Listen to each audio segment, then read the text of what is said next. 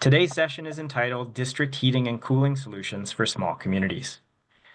My name is Evan Clark, and I'm the Manager of Partnerships and Sponsorships at the Federation of Canadian Municipalities. I'm pleased to welcome our presenting partners and subject matter experts from Simcoe Toromont today for an introduction to district energy as a concept and net zero solution for communities of all sizes. As FCM moves forward with our commitment to reconciliation, I want to first acknowledge that FCM's head office is located on the unceded, unsurrendered territory of the Anishinaabe Algonquin Nation, whose presence here reaches back to time immemorial. As an organization, FCM endeavors to unlearn colonial mindsets and practices, grow in knowledge, and adapt our ways of working. As we continue to build meaningful relationships, we recognize the historic and ongoing contributions of Indigenous peoples and honor their leadership and partnership in shaping and strengthening communities across the country. I welcome you to acknowledge the land you're joining us from today. Before I turn things over to the experts, I have just a few housekeeping items to mention. L'interprétation simultanée est disponible pour notre session aujourd'hui. Pour accéder à l'audio en français, il faut simplement cliquer la petite icône du globe vers le bas de l'écran, au bas de l'écran vers la droite. Il faut sélectionner le français. If you do not select a language, you will hear the live audio today in English. Je vous donne quelques secondes pour faire le choix de langue. If you would like to ask a question of the panel today, please post your questions in the chat. If time allows, I will help facilitate a brief Q&A by polling your questions. Finally, please note this session is being recorded and will be available on demand on the FCM website. As Canada experiences historic growth meeting current and future needs for renewable and sustainable energy, as Canada experiences historic growth, meeting current and future needs for renewable and sustainable energy is a particularly complex challenge. Smaller municipalities who face unique challenges when planning for sustainable, energy-efficient infrastructure. On top of a high dependency on automobiles, small communities have fewer financial and staffing resources, which poses a challenge to develop, implement, and monitor climate strategies. However, small communities are well positioned to lead on local climate action and contribute significantly to national, provincial, and territorial GHG emission reduction targets. Our session today will explore innovative approaches to enhance community efficiency, lower utility costs, and reduce a community's carbon footprint in the long term. I would like to introduce you to our moderators. Our moderator for today's session. Benoit Rodier is a professional engineer and the leader of Simcoe's decarbonization group. He has extensive knowledge of building thermal management systems, and his stated mission is to reduce carbon emissions and align with customer financial and environmental goals by devising tailored project plans. Benoit has played a key role in Simcoe's advancement in CO2 refrigeration, new technology adoption, net zero buildings, and heat pumps. Over to you, Benoit. Thank you, Evan. It's an honor and a privilege to spend the next 20 minutes trying to build a bit of knowledge on district heating and cooling. So the first slide is like seeing in what is happening in the environment right now. Most people has a desire to get involved and do something better. Status quo is no longer a way of doing things, and we all play a role in rethinking how to do heat and cooling of our own. So again, just to start very simple and build it a little bit more simple, more complicated. In order to understand what it is, we can start with the basic house. So basic house in our country has a need for heating. This is really fundamental. Heating system could start from baseboard heating, electrical baseboard heating. We can also have a furnace that's going to distribute heat into the house. This furnace or any heating system could also go to what we call circulating a warm fluid into the house, internal unit, or an inflow radiant. The way we are producing heat could come from a basically energy source. The simplest one is electricity, of course, and then we also have burning fossil fuel. That helped me introduce what we call the coefficient of performance.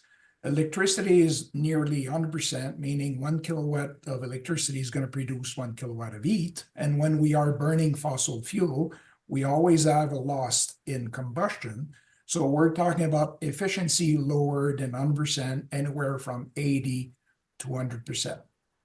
Now, the nice thing about that is, like, if we want to introduce also the provision of cooling into that house, we can add another piece of equipment that's going to be in air conditioning. So then we can have provision for heating and for cooling into the house. So that brings me to my next slide. We move from a house to a commercial building. And in this case, we have a commercial high-story building. It's the same thing. This building has the same requirement. It certainly has heating requirement because we are in Canada, and of course we know what winter is, especially those days. And we also have air conditioning requirement, especially in high-story building. It would not be surprising to see sometimes that they have cooling requirement even in the winter time. So typically, very similar to a house, there's a heating system and there's a cooling system. What we see most of the time when we're talking about a common system will be a boiler that will be providing steam or hot water being distributed in the building. And we also going to have what we call a chiller that will produce cold water to be distributed in the same building. When we're talking about smaller commercial building, sometimes we can have separate system. The most common one is what we call rooftop unit, but today I'm really going to focus on central system like that. Now, another thing that we have to keep in mind, it's like in a lot of community, we have what we call intensive energy building. And what I mean by that, it means that those buildings, if you look at the entire utility cost of the municipality, sometimes those buildings could represent more than 40% of the total energy usage of the municipality. To give you two examples, the first one is a data center. It's getting more and more popular. We hear about it every day. Even yesterday, there was a big news regarding intelligence, IA or AI in French or English, artificial intelligence. So those data centers, and I'm going to introduce two concepts which are really coming from me. I call them givers and takers. So a data center throughout the entire year is going to require cooling.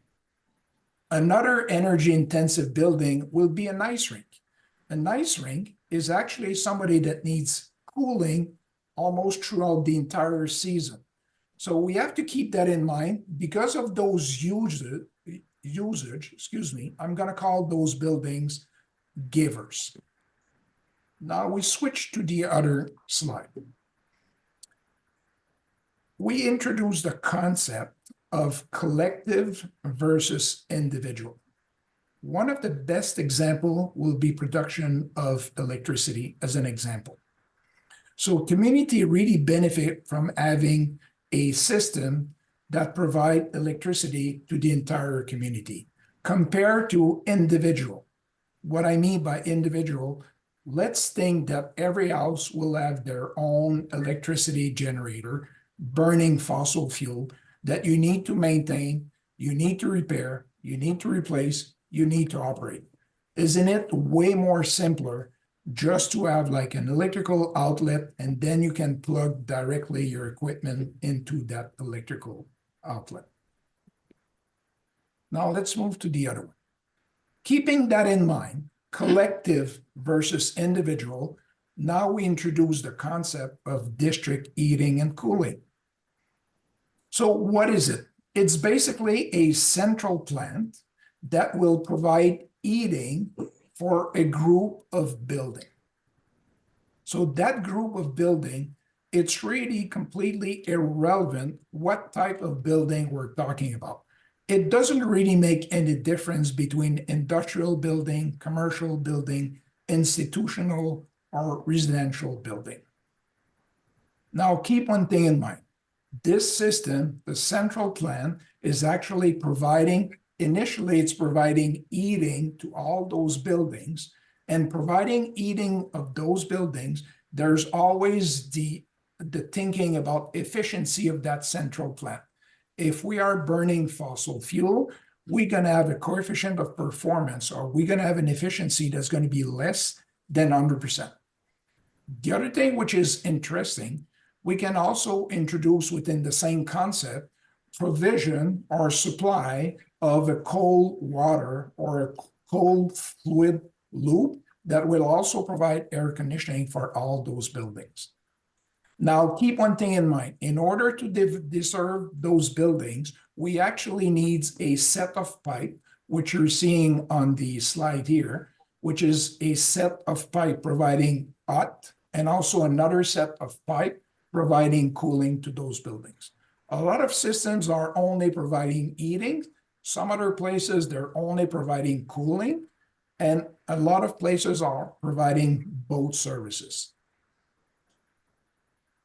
Now, what are the benefits of using such a systems like that? Well, it reduces the need for every building to have their own piece of equipment. Normally, generally, it improves efficiency by 50%, having a common system versus individual system. By means of having some solution and some different approach, it could also reduce emission per building. It gives us the fuel flexibility from switching from one source to another one, which you will not see on individual house. It simplified the building operation and maintenance because it's done at only one place. It will decrease the cost. And why is that?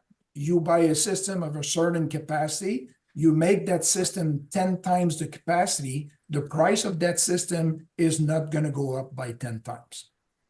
And finally, by different means and measures, we can also adapt the system to the grid. And what I mean by that, it's like we can store energy in provision of the grid being in shortage. And if the grid is producing too much energy, then we can really use that energy to produce thermal equivalent, and we can store it for future usage, knowing that eventually we're going to have a shortage, on the utility grid. Additional benefit, energy efficiency. When we're getting end of life of equipment, or purchasing equipment could be made by purchasing more efficient equipment. You know, thinking that everybody in their home is going to go from old technology to better technology to be more efficient is a nice thought, but will it really happen? Lower cost again. You're thinking that eventually, if everybody is connected to the same network, the price of the utility will go down because of efficiency, because the economy of scale, and because it's not everybody which are in demand, and the system doesn't need to comply to 100% of the demand on every houses. We can think about emission reduction because we're gonna introduce lower emission technology. And finally, it's a sharing system. Sharing system means that, again, givers and takers are not all in demand at the same time. So we have a flywheel effect, and we also have like a loop storage system, meaning that every time you require heat at your place, at your own, the furnace is going to start just because you need heat for 15 minutes. If you're in a common system, then you can use the flywheel effect because other people don't use it, and then you can take this energy for your own requirement in a period of time when your neighbor is going to need it like 15 minutes later. This is really the thinking about having a shared system. Now, how does that look? Well, this is an example of a bigger municipality, but basically what it is, and I'm sorry, I'm going to have to move everybody's face just a little bit so I can see my screen. So we have normally a source, something which is coming into the central, everybody see my arrow, into the central energy provider center. This source could come from various places. Normally, if we forget about those things, normally we're going to be burning fossil fuel, or we're going to be using electricity as an example as a source. And there's an output from the central plant. that output's going to be heating and cooling, and or cooling. Now, how does it look? Normally, we have a distribution network, which means having pipe, and normally they are in the ground. They are normally insulated, and they need to be capable of reaching every building throughout the community. Now, keeping that in mind, I'm going to introduce, the famous, again, I'm moving my screen. I'm going to introduce the famous concept of using heat pump in those central plants. So heat pumps are not something new. Actually, they've been around for over a century. What is a heat pump? A heat pump basically is a refrigeration system. What is a refrigeration system? This is something that produces cold. Well, actually, producing cold does not exist. But we've been having a requirement for coal forever, especially in the food industry, doing cold storage, maintaining food processing plant as an example. So what does refrigeration system do? It takes heat from one place and it just moves it to another place. What do we need to do that? We need a refrigeration system in the middle. So again, think about the process. We're keeping like a food process plant at a certain temperature. We take that heat, we just move it around, and we throw it outside. This is what we've been doing, again, for over a century. Now, people are saying heat pump, this is something incredible. It's been around forever. The only difference, we were only looking at the cold side. Now, all of a sudden, we turn around 180 degrees and we look at the other side, and we don't think so much about the cold side. We look at the warm side. And now it becomes a heat pump, and everybody thinks that we have invented the nuclear bomb. It's been around forever. One thing which is really, really interesting about that, it's like we can use multiple source to be cranked up by the refrigeration system to have a useful usage. So we're talking about district heating system. So the useful usage is we are producing heat for the requirement, residential, commercial, industrial, whatever. Now, what are the sources? Well, there's many sources. As soon as we have water bodies, whatever it's a river, a lake, the ocean, that's a source. If we have ground, geothermal loop, that's another source. Worst case scenario, we still have the air as a source. I know it sounds really crazy, especially with the week we just had at -20 outside. Believe me, there's still energy in that -20.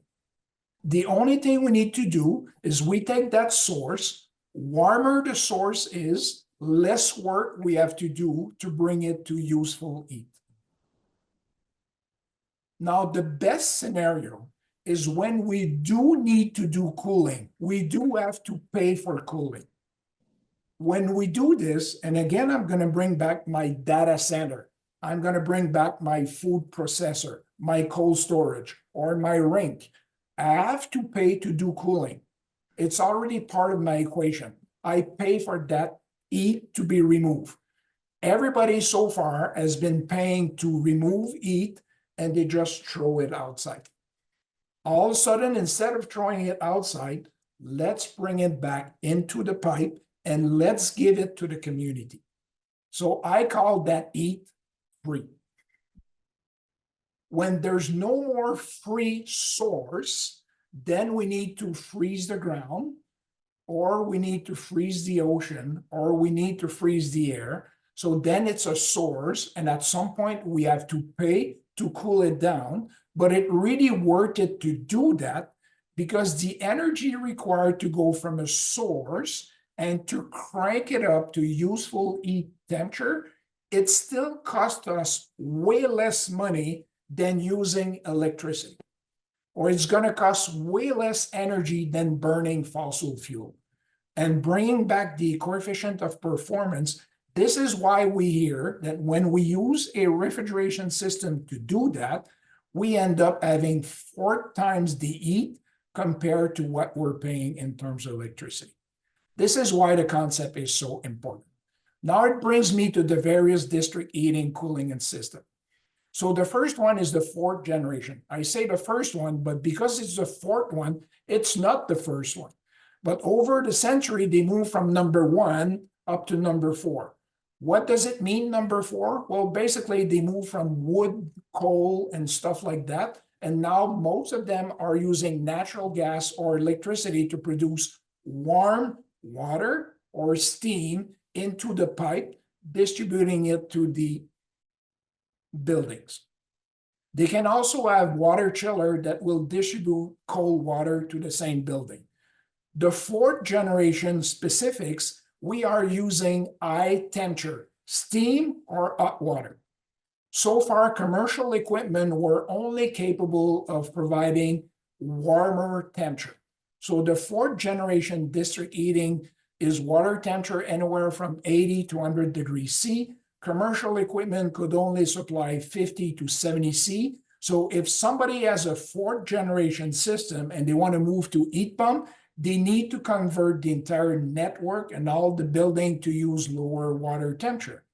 Well, guess what? New technologies bring equipment capable of supplying steam and very hot water. Now, the second system is a 5th generation. This is low temperature, connected to a geothermal field. So in shoulder season, no equipment is running. We're taking the heat from the ground and we cool and we heat the house without using anything else. When we get in winter and summer, we start the equipment, we provide heating and cooling, and every building has their own smaller heat pump, complementing what we are missing. Now let's think about that. Smaller community, because this is the topic of today, smaller community. Everybody could take care of their own equipment and every need, or we can start thinking about how can I do things differently? Every community has a source, a water body, ground, or air. Most communities have an ice rink. This is a giver. Remember that. You're already paying electricity to maintain ice, so people can play hockey on Friday and Saturday night, have a good time, keep the community together, and the byproduct of doing that will be heat returned to the community. If we harness the green power attached to this, that means up to some point that we become independent from the utility provider. So that brings us to the global picture of an ice rink and a much smaller community. And this drawing might seem to be a little bit complex, but we can see the ice rink. We can have the central thermal plant, which is providing the ice rink, which could be connected to green power, so it become completely independent. We can have some thermal storage, and we can probably provide 100% of the requirement of the smaller community only with this system, which is connected to the rink. When the rink is satisfied, then we can connect to something else to keep providing heating to the community, which will be air or a geothermal source. Now, if we extend the thinking just a little bit further, most community rink are stopped during the summertime. You already have the equipment. You already have the network. It's only a small extent to use the same piece of equipment, start it up, and start providing cooling and air conditioning to everybody in the community. Keeping that in mind, this is the power, this is the force of having everybody connected together to use a giver, what I call a giver, into the community like the ice rink, to be capable of providing the entire requirement of energy into the community, connected to green power, whatever it's hydroelectricity, nuclear, solar, or wind turbine. That could make a smaller community, especially remote, completely independent. If you keep in mind that those remote community needs to have fossil fuel to be delivered by truck, by boat to produce electricity, and then you completely disconnect them from that requirement to provide heating and cooling for the entire community, we're getting way closer to our objective and goal to have net zero community. On that, Please let me introduce Christian from the city of Edmonton that's going to be talking about their experience with a fifth generation district heating and cooling system. Thank you. I'm going to stop sharing.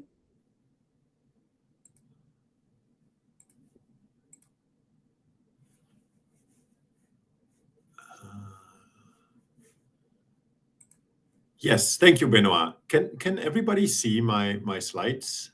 Perfect. Thank you very much. Good morning. Oh, well, good morning from Alberta, but maybe good afternoon to other parts of the country. My name is Christian Felsky. I'm very happy to be here today. Thank you, FCM, for the invitation. I'm going to talk briefly about a fifth generation district energy sharing system.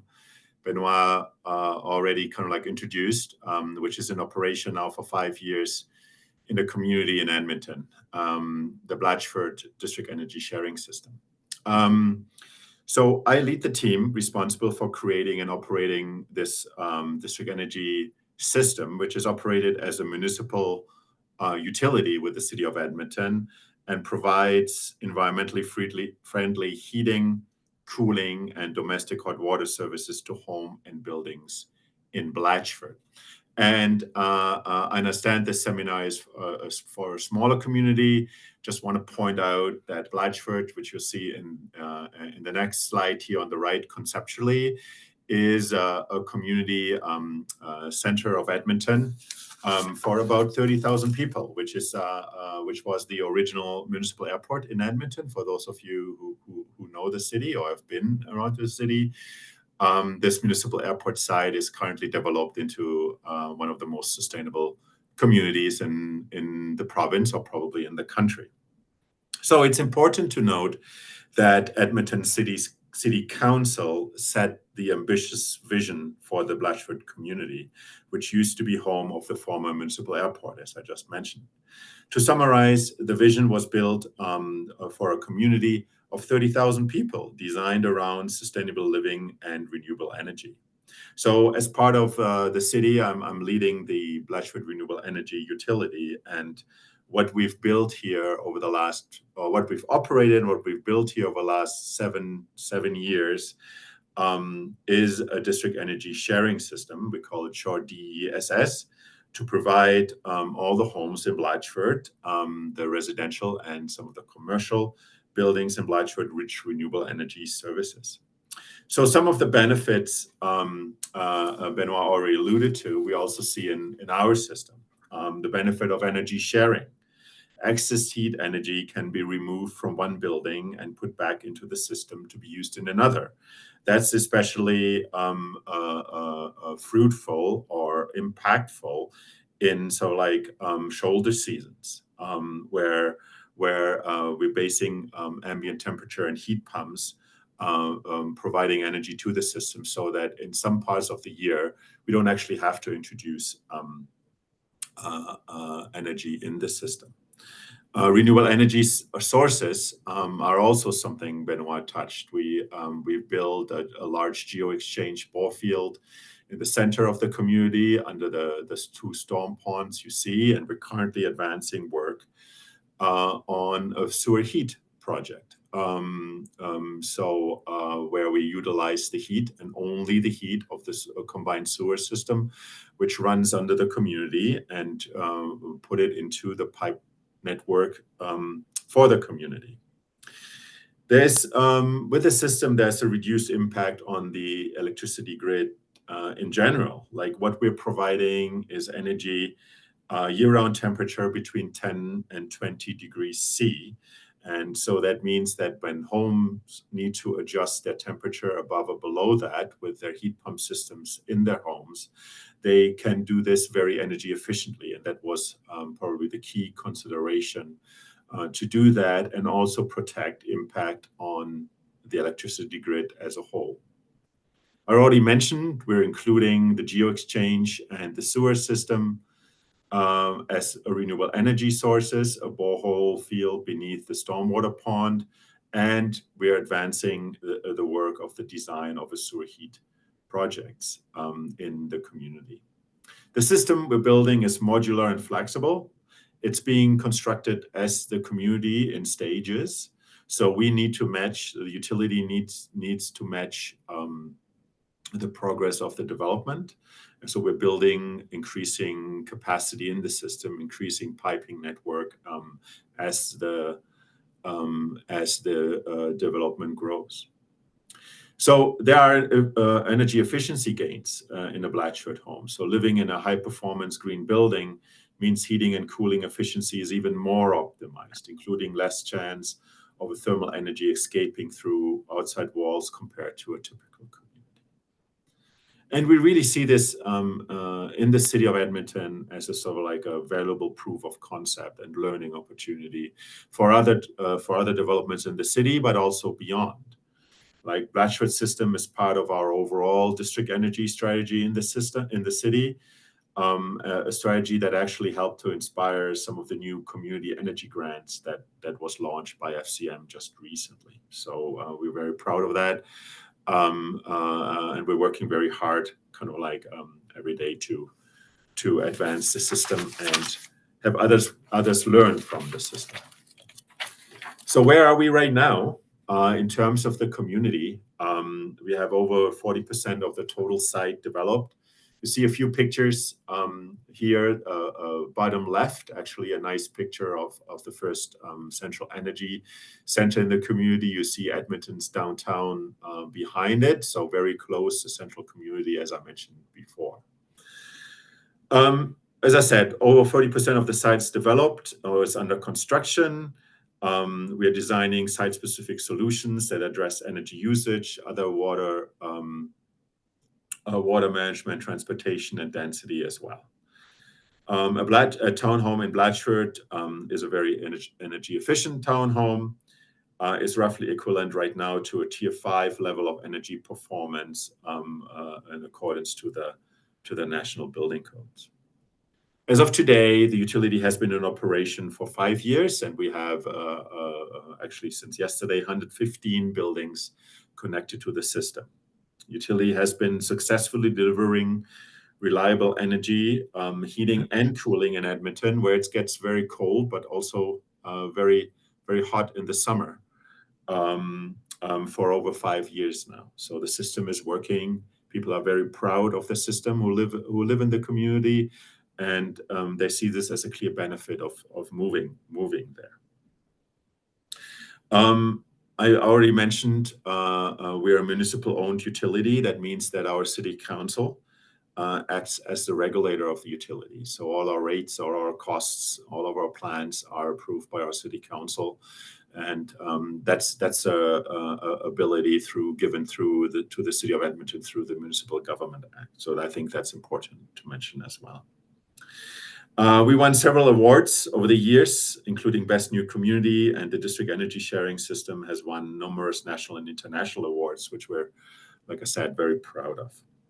Also proud of a fund we got from the federal government last year to provide investment into the district energy infrastructure. So while it's great to be recognized, it's our hope that through this recognition and through these presentations, other developers and municipalities will see what we're doing and may choose to implement some of the ideas into their own projects. So we're happy to share information we have with everyone today and after this session as well, to see some of our, or to talk about some of our learnings and our challenges in developing this system in more detail. So with that, I believe I hand it over to Benoit or to Lise. Yeah. Thank you, Christian. Now we're going to have Lise Roy from the city of Antigonish talking to us about their journey with the 4th generation system, correct?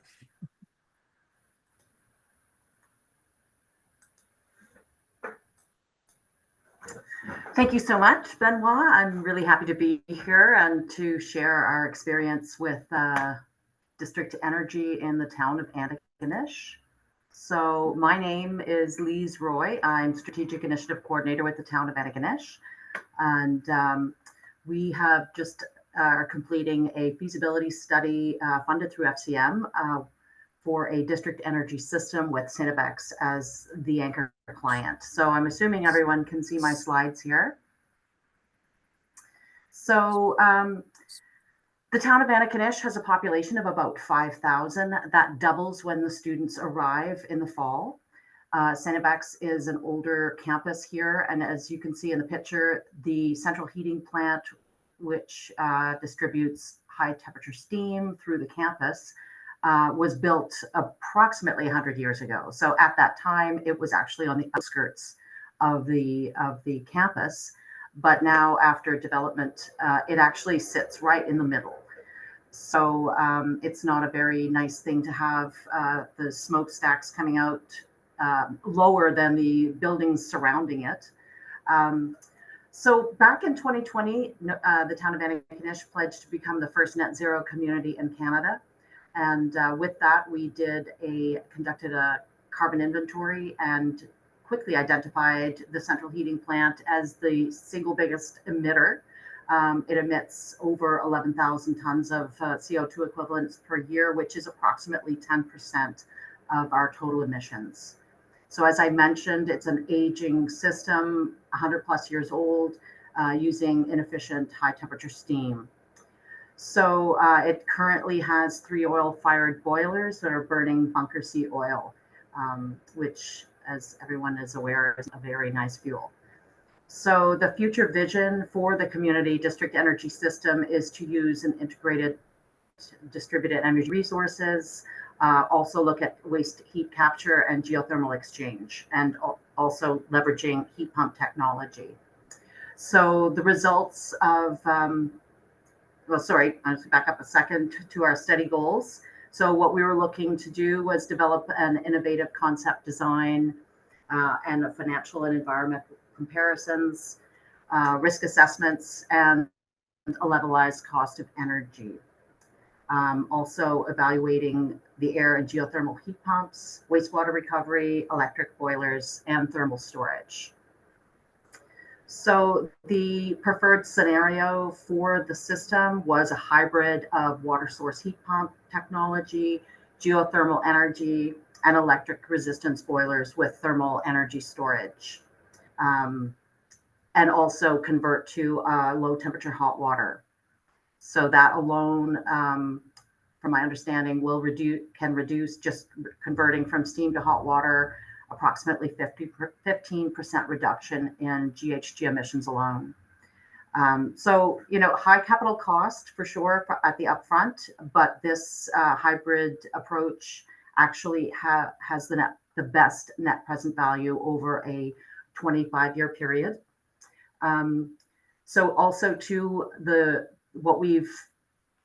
approach we'd like to take is somewhat a nodal approach. So if you can see on the map, Cinebex is in this area here. This would be the sort of the first phase is to accommodate the 42 buildings on campus. But we also have our regional hospital up here in the upper right-hand corner. And then we have our 3 schools, elementary, junior, and a high school, all burning oil for heat. And I just want to point out that just below the hospital here is our sewage treatment plant. And through the process of this study, we discovered we have approximately 2 megawatts of excess heat from our sewage treatment plant, which our goal is to deliver that heat to our regional hospital, which has a demand of approximately 3 megawatts. So a really great synergy that we discovered immediately, and maybe something that we pursue quicker than expected. We recently had some issues with our sewage treatment plant emitting some strong odors. And when we did a little bit of research as to what was going on, we discovered that the temperature was actually approximately 6 to 7 degrees higher than usual. So being able to capture that heat and move it to a very essential building is just the type of synergy that we're really looking for and happy to have discovered. So it's a huge undertaking. We are definitely looking for some partnerships to get this project off the ground. But if we're successful, we know that this is kind of cracking the nut for other universities in our province, but also across the country as well. So it's a really exciting opportunity, and we're so happy to be kind of at the forefront of looking at what's possible. Thank you very much, Liz. So back to you, Benoit. Yeah, thank you very much. Thank you for this, very interesting project. Seeing some of the question and looking at the time remaining, maybe I'm gonna have like just one really quick question to Christian or Liz, whatever who feel responsible, maybe for the next 5 minutes. Considering like some people might see that that's such a big endeavor, so complicated, so many players involved, investment in money, technological support and everything. What was the biggest challenge, or how did you get the ball rolling, basically? So I can talk about this, please, if you don't mind, like a little bit from the Edmonton, and then I'll hand it over to you. I think it was political motivation for the project we have, like the goals of doing something which supports the now, I think, ever-growing climate crisis. Like our council has been supportive for over decades for this project, and based on this political support, we obviously started the project like we probably every typical project does. We did feasibility work around what technologies would fit sort of like the mold here, what could we implement to do in our project, what fits the vision. Then we got driven deeper into it in more detailed design, but also looked at the financial perspective and the regulatory governance, right, in terms of the path we chose as a municipal utility. That was something which was also politically motivated. Our council wanted to be so like involved and ensure that the vision is seen through. So that's sort of like the regular process is done, and then we start building. It's a greenfield development, so it's a little bit different, a little bit different than probably Lisa's project. The biggest challenge is not one I've seen. I mean, we're working very hard on technical and operational pieces, but it's been working really, really well, like I said before. I think the biggest financial challenge is the initial capital in the project, and where cities are probably, which it hurts the most, especially in a greenfield development where you don't have development coming right away from day one. So these are some of the things we've worked on. Our council was very active in trying to promote grant funding for the project. Like I said, we recently got a larger grant from Natural Resources Canada. And there's other grant opportunities through FCM, obviously, available, which I think we talked about. So that's probably our biggest headaches, right? Like we're putting infrastructure into the ground, and then we'll operate it as a utility. Sorry, Lise. Sure. So I should mention as well that the town of Antigonish owns their own municipal electric utility. And certainly that was a motivation for pursuing the district energy, was replacing the oil-fired boilers with electric boilers. But we were, in order to satisfy funding mandates, we did have to take a broader approach in the technologies to include water source, the geothermal or other renewable sources. So it still benefits our utility because there will be an increase in the electric demand through the use of the heat pumps, and there is going to have to be an electric resistant boiler backup system. But another thing I just wanted to mention is the fact that we're trying to also capture other synergies. For example, that section of road that between the sewage treatment plant and the hospital is currently marked for some municipal infrastructure upgrades. So it's the perfect opportunity for us to be putting that piping in the ground when the street's already going to be dug up.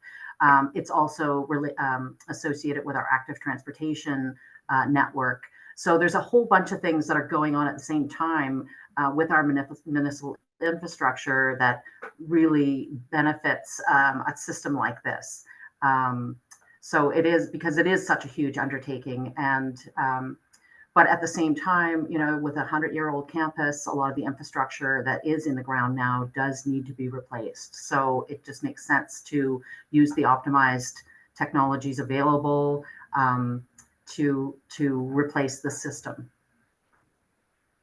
Thank you very much. So I think this is the time we had allowed. So even yeah, I'm just going to jump in because I think there's a lot of interest in hearing from the Green Municipal Fund. I'm seeing some questions in the chat as well. So if time allows, we'll try to get those. But I do think people are keen to hear how they might get started with this work in their communities. And to do that, I'll invite Mathieu Leblanc, who is an advisor with the Green Municipal Fund's buildings team.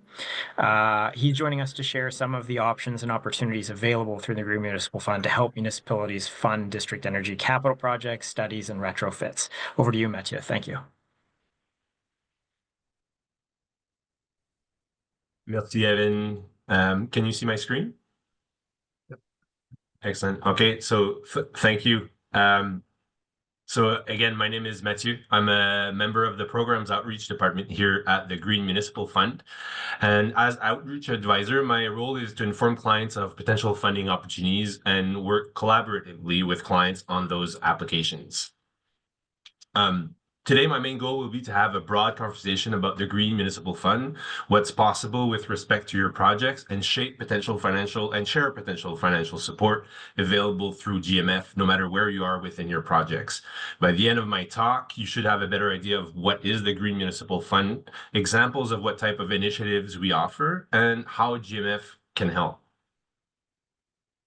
So for those that may not know what is FCM and GMF, the Federation of Canadian Municipalities has been a national voice for municipal government since 1901. We have nearly 2,000 members across the country, representing more than 90% of the Canadian population.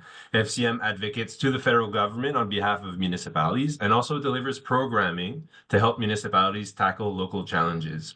Our largest program is the Green Municipal Fund, or GMF, a leading program in driving local green innovation across the country with a double mission, which is to, one, support municipal initiatives in sustainable development through funding, and second is to share that knowledge and lessons learned. Started in 2000, the fund is open to municipalities, large and small, in every province and territory.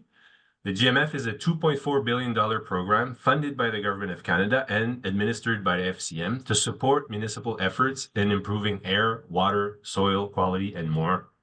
GMF funding covers projects of all stages, from plans and studies to pilot projects to capital projects. In the last 24 years, GMF has grown quite a bit. We now offer 10 different initiatives, each containing multiple offers, from tree planting to fleet electrification and sustainable housing. But however, as we're focusing our discussion around district energy for today, I'm going to focus on 3 initiatives that I believe could be of interest in your journey towards district energy systems. There are other funding initiatives like organic waste to energy that could be of interest as well, but due to time constraints, I'm just going to focus on these 3, which are community energy systems, sustainable municipal buildings, and community building retrofits. GMF's Community Energy System initiative enables Canadian municipalities to reduce local GHG emissions target, heat and cool buildings more efficiently, and build resilience. We fund business case studies, feasibility studies, and capital projects that support all Canadian municipalities with a streamlined approach to assess and deploy a variety of district and renewable energy systems. Some examples of what we fund are recovered and renewable thermal energy in new or existing facilities, district heating and cooling capital projects for new or existing buildings, and 100% renewable electricity generation capital projects. Another initiative that could be of interest is the Sustainable Municipal Buildings Initiative, which enables municipalities and their partners to meet best practice targets for energy consumption and heating demand, resulting in buildings that meet national net zero targets while striving to deliver additional benefits in potable water conservation, sustainable material management, biodiversity, and ecological function. We provide funding for feasibility studies and capital projects that strive to achieve high efficiency new construction of municipal and community building, as well as retrofits of municipal buildings. Here, the municipal buildings, think of town hall, public works buildings, all types of administrative buildings, or that are part of the operationalization of the municipality, while community buildings are more buildings used for community activities and services like arena, pool, rec centers, community hall, and event halls. Finally, the Community Building Retrofit Initiative, frequently referred as CBR, supports municipal and not-for-profit organizations that own and operate community buildings in optimizing the energy performance of those buildings and measurably reducing their GHG emissions. CBR's mission is to support municipalities in achieving triple bottom line benefits, so environmental, economic, and social, through the retrofitting of buildings that are heavily used by the community members. Here again, we provide funding for feasibility studies and capital projects. Now, how can GMF help? Well, first off, we can provide funding.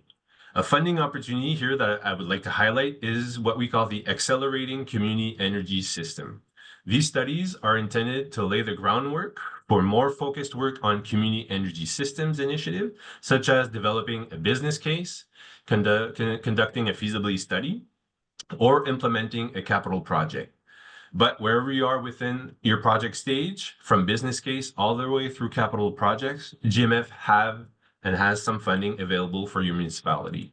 Note that the numbers depend on the project type and the offer, but I will give you a quick overview of what's available. Grant-only funding usually covers from 50% to 80% of eligible costs. For business cases, grants go up to a maximum of $100,000, and for feasibility studies, up to $200,000. Again, this depends on the funding offer and the project itself. Finally, most capital projects offers a combination of loan and grant covering up to 80% of eligible costs to a maximum of $10 million. Again, this is a combination of loan and grant. The second way GMF can help is by providing information. As we explained at the start of the presentation, we also share knowledge and the lessons learned to all. So on our website at greenmunicipalfund.ca, you'll find some resources with lots of information on our project database, which is pretty much a database where you can search past funded projects. Also on our website, you can find some recordings of past webinars and workshops and also upcoming events. So in conclusion, GMF, no matter where you are within your project stage, is there to help you. I encourage you to reach out to GMF, either to myself at mleblanc@fcm.ca, or you can use the QR code on screen to schedule a call with a GMF advisor to discuss your ideas or your projects. It will be our pleasure to see your project is a good fit and also if funding is available. Also, to stay up to date on all our funding programs and resources at FCM, we ask you to please subscribe to our newsletter. Thank you. Thanks very much, Mathieu. Certainly appreciate that, and I'm quite sure some of the people in the chat do as well. I'll invite all of our panelists also to drop your coordinates in the chat if you want to drop an email address for any follow-up conversations or questions. I did see someone was looking for the presentation slides, so what we'll do when we have the recording ready of this session, we'll also share a PDF version of today's presentation slides with everyone.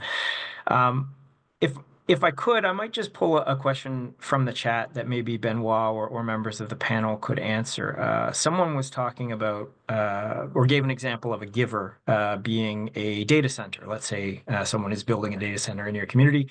The question was related to what to do with the heat from the data center in that summer season when you don't need excess heat. And Benoit, maybe that's something that you could answer for us. Absolutely. This is an incredible question. Knowing that this is all year round givers, and then it complicated the system a little bit, but it make it so much more efficient that heat that's going to be produced in the summertime, we have two choices.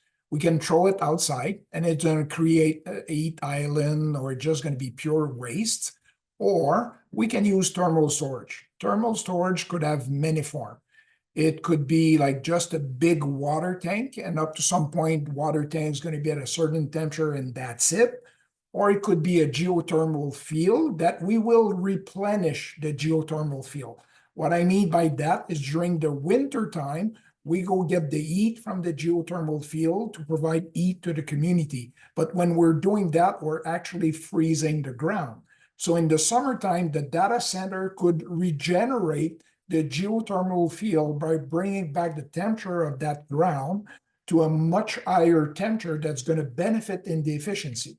And secondly, I've also seen some incredible people that does what they call, again, ground storage, but it's not a geothermal field, it's more bore field.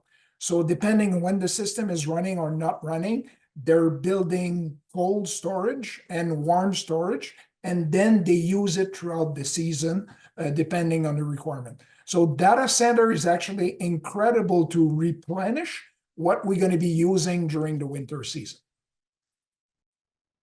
I hope it answered the question. I think that's a great answer. I'll just throw things back to the panel before I wrap things up. Any final thoughts from Lise or Christian? Maybe on how smaller communities or small communities can consider getting started in this work. Yeah, maybe. I think it's challenging work, right? Like there's no doubt about this. I think taking care of understanding your system, understanding what's in your community, getting commitments, doing technical feasibility work, thinking about governance. These are all small steps to take, and because I think district energy is like this community approach, and there's a lot of stakeholders to consider in a community, right? Lots of sometimes competing goals and objectives, and I feel the role in Edmonton is for the city to become more a facilitator in these conversations. I think we have a role there, but we can't do it all. So yeah, it's perseverance, it's hard work, but it's also very rewarding. I think I could just echo what Christian just said. Definitely having champions in the community that want to pursue, and we've been fortunate here to have a very forward-thinking council that has been very agreeable to a lot of what we've been pursuing in our net zero ambitions. Specifically in 2015, the town of Antigonish with two other municipal electric utilities, the town of Mahone Bay and Berwick, built a 23.5 megawatt wind farm, which supplies 40% renewable energy to our grid. So, it's been a while that we've been pursuing this, direction in our community. So it is something that takes time and takes a lot of commitment. Thank you, Benoit. Thank you, Christian and Lise, and thank you also to Mathieu. We also thank Simcoe Toromont for their collaboration and insight in support of today's session. The recording of today's conversation will be posted to fcm.ca in the coming days, so please feel free to share it as a resource with your colleagues or council. And if you've enjoyed today's conversation, our next FCM Collective will take place in March, in collaboration with the CSA Group, where we will discuss their modular housing construction standards. For now, be well, everyone. Have a great day. Thank you. Bye. Bye-bye. Thanks, everyone.